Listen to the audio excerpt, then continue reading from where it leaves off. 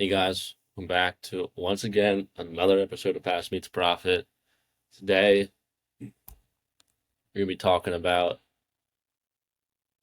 some very honestly, I especially the past couple of episodes been talking about some very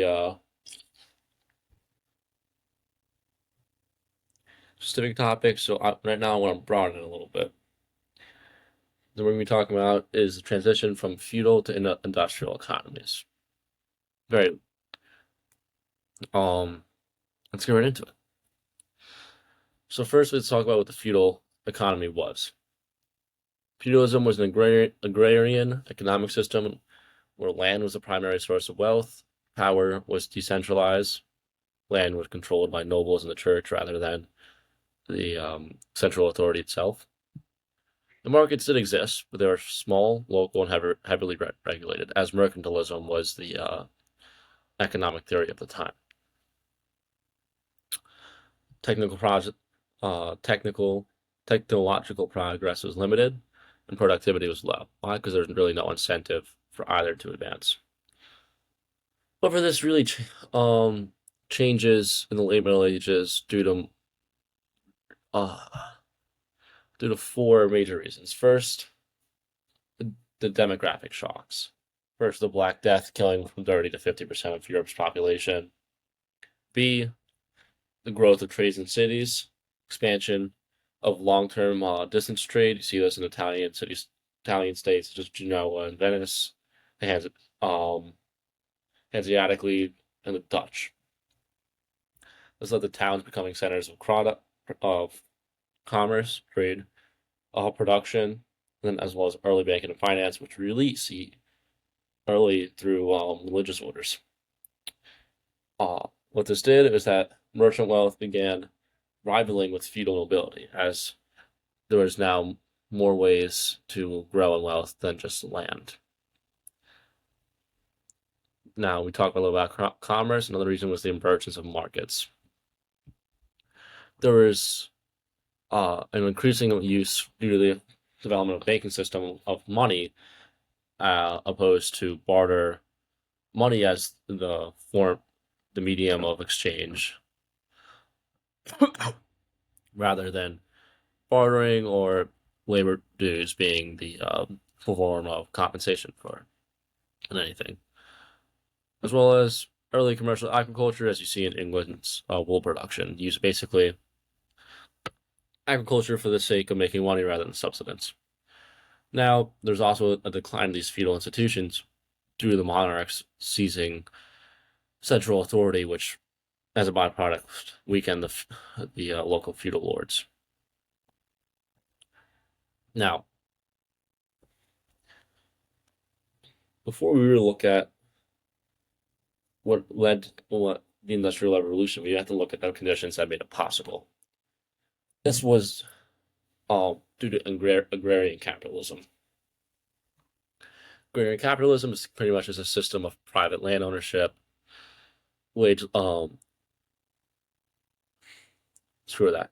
Agrarian capitalism is agriculture for, again, for profit. Um, really seen in private land ownership, really abandoning this idea of people that own the land are beholden to another.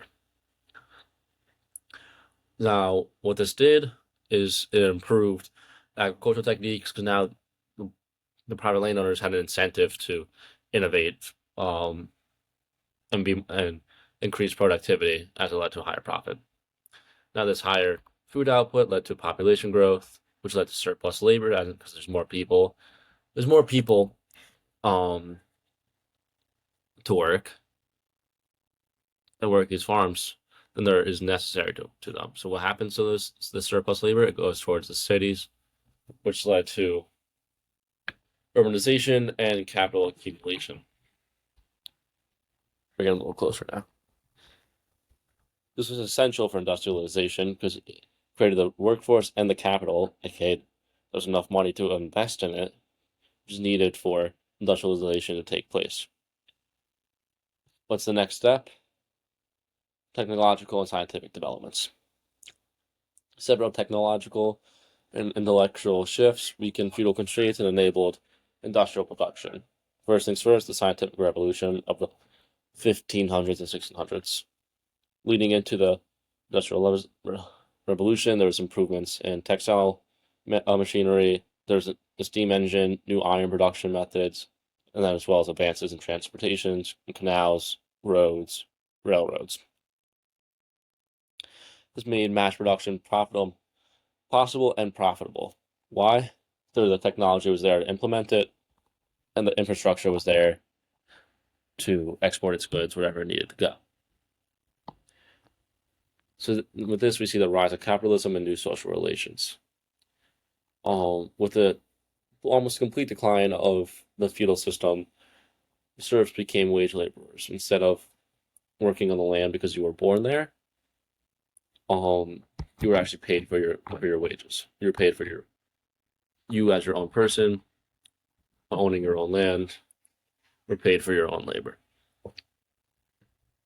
Now these people from displaced land, again due to the surplus labor, became industrial workers. They worked in the industrial sector. Labor became a commodity bought and sold on the markets. Again, you were not working for your own survival. Instead, you were working for a profit. Economic relationships shifted from status-based to contract-based, which is what I've been saying the whole time.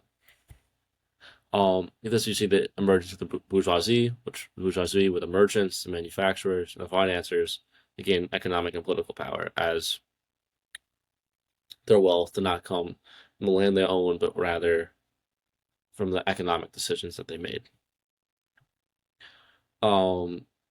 With this rise of the bourgeoisie, naturally you see the decline again of feudal and aristocratic power, because wealth shifted from the amount of land you had to the amount of industry you produced, the amount of commerce you were able to trade, and the amount of and the returns on investments through finance.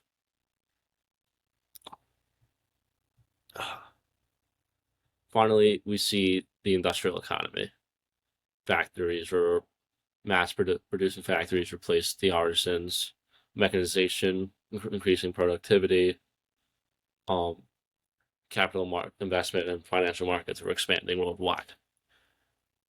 For socially, we see urbanization, class formation, new forms of inequality, unfortunately. However, I would say an improvement from the past, which, again, this inequality all it prompted social reform and political modernization. Also, this time you see the rise of the nation state, with a person's property becoming a lot more important to their life. You see the expansion of property rights and commercial law, and then economic liberalism, as you see in The Wealth of Nations, Adam Smith, 1776, provided intellectual justification for free markets, which allowed people around the world to trade and benefit at will. Now, who's really succeeded during this change? Getting back to our roots here. Look, who succeeded? What was the story of success? It was the merchant class. Now, the merchant class, who eventually became the bourgeoisie.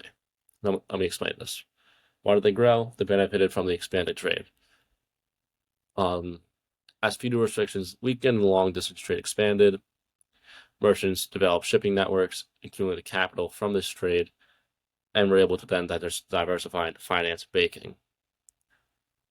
However, they still had their connections to the past, which allowed them to build commercial alliances across cities across Europe. Their economic power grew rapidly relative to feudal lords because the wealth of merchants always depended on commerce rather than land, always on production rather than land. They became central for early capitalism. Why? They were able to finance voyages. They were the ones managing these trade companies. They introduced the idea of double entry bookkeeping, essential to banking, and investing in proto-industrial workshops like the putting out system. By the 1600s, there were key drivers of what historians call the commercial revolution. The third point, they were able to perfectly adapt to industrializations. Why? Because beforehand they were in the perfect position too. factories emerged in the 1800s. Merchants had the capital and supplied it. They were able to use their expertise in commerce to manage logistics and raw materials. And this led to natural progression from managing it to owning it, becoming factory owners and industrialists. You can see this in many leading industrial families, the Darbys, and the Wedgwoods, had merchant or banking origins. So this is why they're able to grow. How do they maintain power? Their political influence. Merchants always supported the conditions necessary for industrialization, which meant when it came in place, they were able to capitalize it politically. Similarly, merchants being people who their wealth are not tied to their land, but rather what they could do, were able to benefit from social mobility, as again they already were kind of living in the sense of that their wealth was in the form of capital rather than their land. What does this lead to? The merchant class had evolved in the industrial bourgeoisie. They became the dominant economic and cultural force of industrial capitalism, while on the other hand, feudal aristocracies largely declined or adapted. Lesson here, I'm gonna leave it to you guys. If you guys want to drop a comment, what was the biggest lesson you learned? What's the biggest thing that you could pull away out of this? That being said, hope to hear a lot of great answers in the comments. And hope you enjoyed the episode.